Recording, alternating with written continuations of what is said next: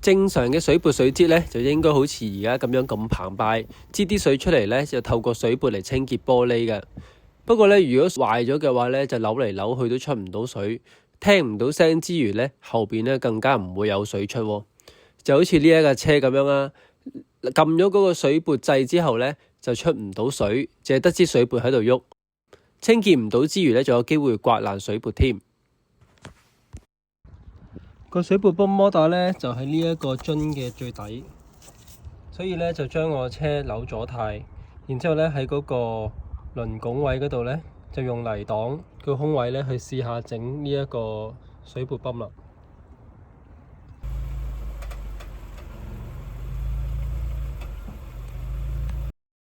將嗰個泥擋打開咧，就會見到啦。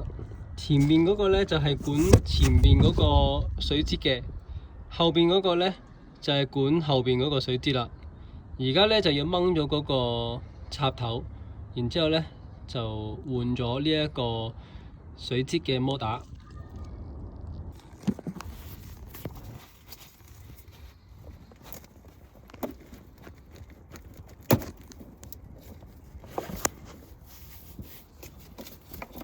我習慣咧掹咗呢一個插之後咧，就攞去同新嘅配件咧對一對啱唔啱，跟住然之後咧先裝上去嘅。跟住咧再扭兩格時，試一試咧個摩打 work 唔 work，然之後咧先正式裝上去，唔需要着車嘅。嗱，唔好扭咁多下喎，費事咧個摩打因為過熱咧而燒。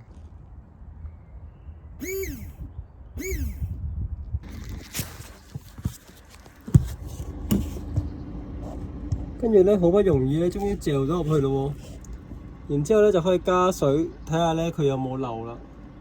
理論上咧都唔會漏嘅，因為有膠圈逼實噶嘛。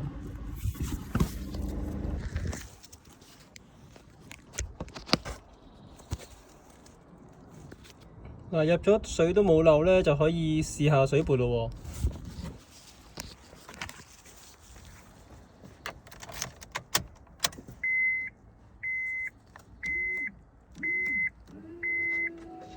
嗱，試水呢幾下就見到啦，水量咧真係十分之澎湃嘅，我都估唔到咧呢一個咁嘅摩打仔咧可以創造出咁大力嘅水量啊！咁我維修咧就簡單地完成咗啦。咁咧呢一個影片咧就嚟到呢度，我哋下次再見，拜拜。